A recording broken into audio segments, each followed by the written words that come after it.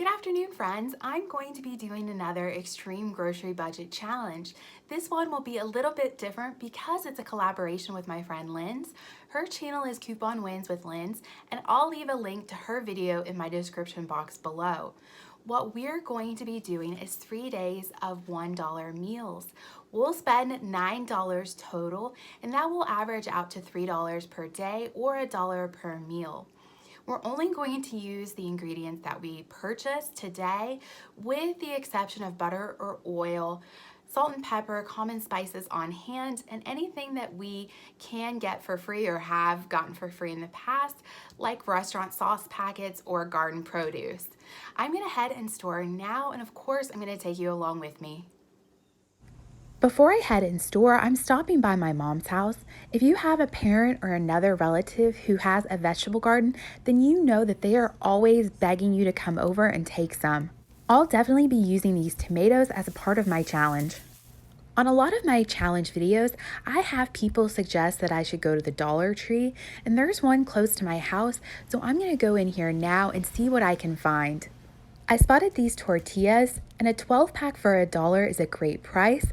I think that the Great Value brand at my Walmart is $1.48. This Dollar Tree also has a refrigerated section, so I'm going to check it out and see if there's anything in here that I can use for my challenge. These frozen waffles caught my eye. There are 6 to a box, so I could have 2 for breakfast for the next 3 days. These look pretty good to me, and it's an easy option for breakfast because you can just heat them up in the toaster. I'm going to look around the rest of the refrigerated section to see if there's anything else that I can use. I could definitely use some cheese, and I see that there's a bag of shredded cheese here. Although as I'm looking at this, it doesn't appear that it's actually cheese, and it says that it's not formulated to melt, so I'm going to go ahead and put that back. On another shelf, they have these small bricks of cheddar cheese. I'm not going to need a lot of cheese, so I think that this size will work. I checked the ingredient list, and this is indeed cheese. This package is only 5 ounces, so it's less than half of a pound. But since it's only $1, that's a pretty good deal. With this cheese, I've now spent $3, which is a third of my budget. This is everything that I'm going to pick up at Dollar Tree. I'm going to check out and then head over to Walmart to grab the rest of the items that I'll need. I just checked out, and as you can see on my receipt, my total was $3. That means that I have $6 to grab everything else that I need at Walmart. Fortunately, this Walmart is very close to the Dollar Tree, so I didn't have to go far. The first thing that I'm going to pick up at Walmart is a pound of frozen ground beef. This is priced at $2.88. I checked out the fresh ground beef for comparison, and it's priced at $3.57, so I'm saving 69 cents by purchasing the frozen kind instead of the fresh one. Now I'm going to head over to the clearance bakery rack at the back of my store. Fortunately, I found this twin pack of rolls for only 50 cents, so I'm definitely picking them up. Since I was able to find a good deal on buns, I'll be able to do cheeseburgers for a couple of lunches. Next, I'm picking up a container of sour cream. I'm just going to grab an 8-ounce container, which is just 88 cents in my store. Next, I'm going to grab this bagged salad. It's priced at 92 cents. You may be wondering why I'm picking this up instead of a head of lettuce, and the reason why is because the head of lettuce is $1.48 in my store.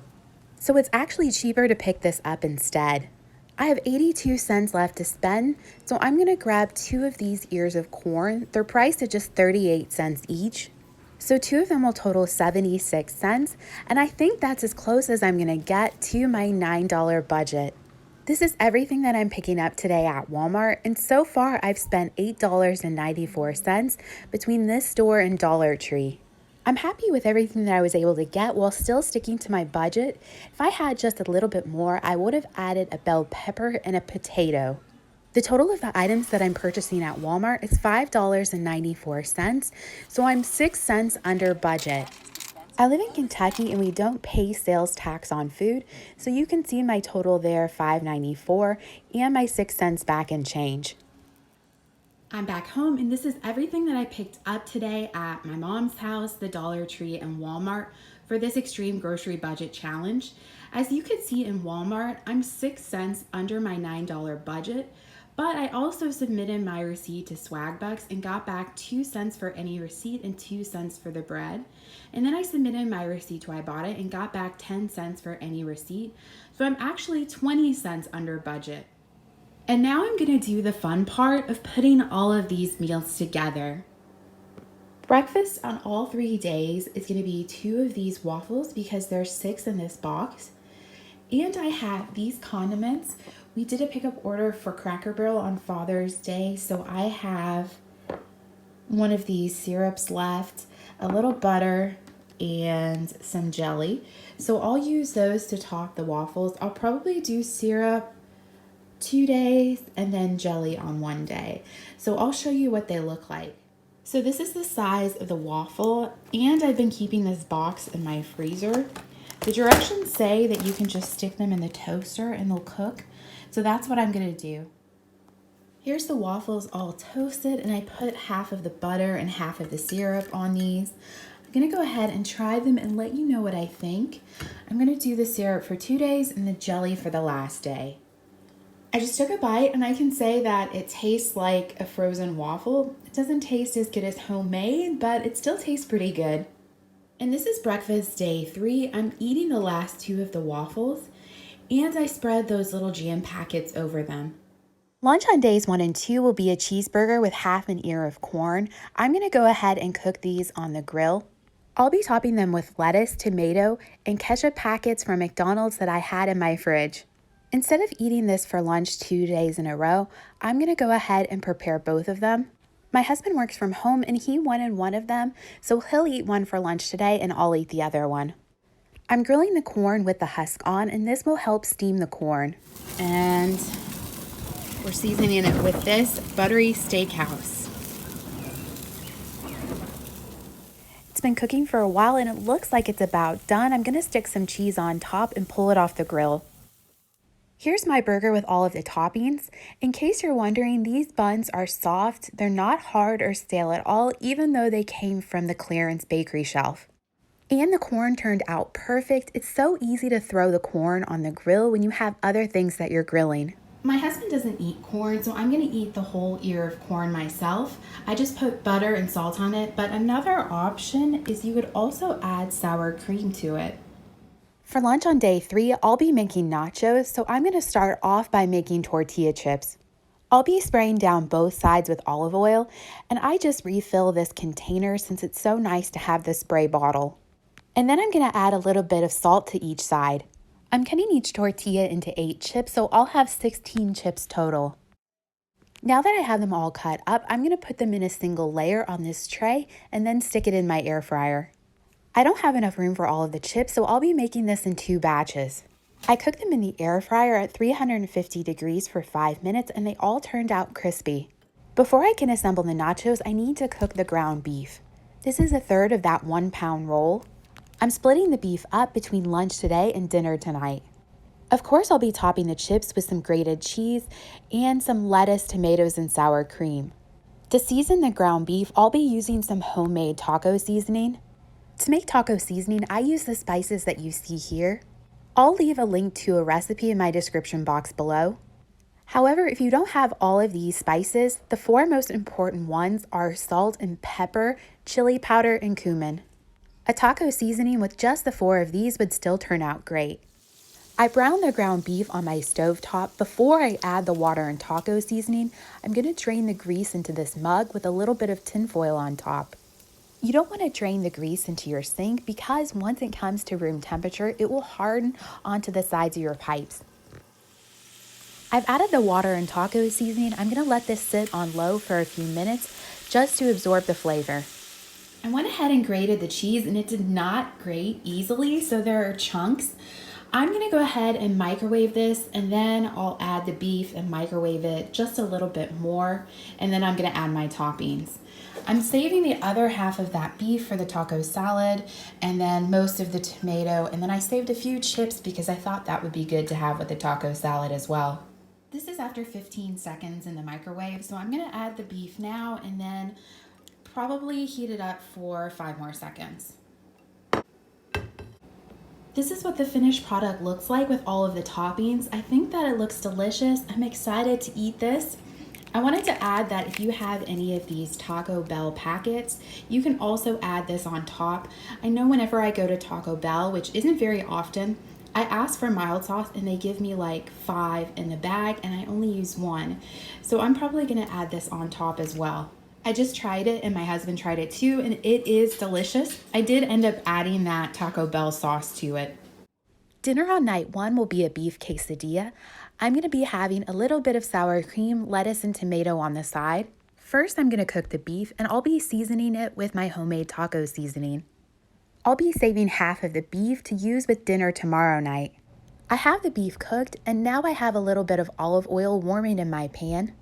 I've assembled my quesadilla, and now I'm going to stick it into that hot pan. I'm going to cook this for a couple of minutes on both sides, watching to make sure that it doesn't burn. I just flipped this quesadilla. You'll know when it's ready to flip when you turn up a corner and see this nice brown color. Here's the finished product. Since I use mild cheddar instead of a Mexican blend, it's almost like a cheeseburger quesadilla. I like to eat my quesadillas with a little bit of tomato and lettuce. I have a bite loaded. I'm gonna take it and let you know what I think. It tastes great. I am definitely happy with this meal. For dinner on night 2, I'm going to be making taquitos and 1/2 of an ear of corn. I'm gonna go ahead and cook both of them because I'll be using the other ear in my taco salad for dinner tomorrow night. So what I'm going to do is I'm gonna spray these down with oil and put a little salt on them, both sides, and then fill them with the beef, and then I'll cook them in my air fryer at 350 degrees for 5 minutes and check how done they are and cook them a little bit more if they need it. And then I'll be topping it with some sour cream and a little packet of the Taco Bell sauce on top. I'm gonna stick the corn into the boiling water and boil them for about 4 minutes. I have my corn boiling and I sprayed both of these sides with olive oil and salted them, and now I'm gonna add in the beef. I added the beef and now I'm gonna roll them up tightly as I can one-handed, and then stick them in the air fryer. When I put them in the basket, I'm putting them in with the opening side down. I'm cooking them in my air fryer at 350 degrees for 5 minutes. This is what they look like after 5 minutes. They're pretty brown and pretty hard, so I think that they're done. So this is dinner for night 2. I'll try it and let you know what I think. I just tried it and I have to say that cooking it in the air fryer is probably 90% as good as cooking it in a deep fryer. It's still very delicious. Dinner on night 3 is taco salad, and these are the ingredients that I'll be using. I have a lot of lettuce left. I have half of a tomato. I'll be cutting that up and using the whole thing. I have a few chips that I saved from lunchtime when I made nachos, and the other half of the beef that I cooked up. I have just a little bit of cheese left, so I'll grate that up. And I also have half of an ear of corn, and I'll be topping this with sour cream and some mild salsa. So now I'll assemble it and show you the finished product. So here's my taco salad. It looks delicious. I love taco salad, especially when it's hot outside. It's nice to eat something light like this. I always like to show you all what I have left at the end of the challenge. And at the end of this challenge, I have half of the tortillas left, a pretty good amount of lettuce, and hardly any sour cream at all. I hope that you enjoyed watching this extreme grocery budget challenge video. I think that all of the meals turned out well. I've done several of these videos, and if you're interested in watching them, I'll leave links to them in my description box below. You would think that the more of these videos that I do, the easier they would get, but I think that they actually get harder because I've already used up so many good ideas. Don't forget to check out Lynn's video. I'll also have a link to that in my description box below. And if you enjoyed this video, please give it a thumbs up and subscribe if you haven't already. And as always, thank you for watching. Check out my Instagram and TikTok. They are both at ywcmlaj.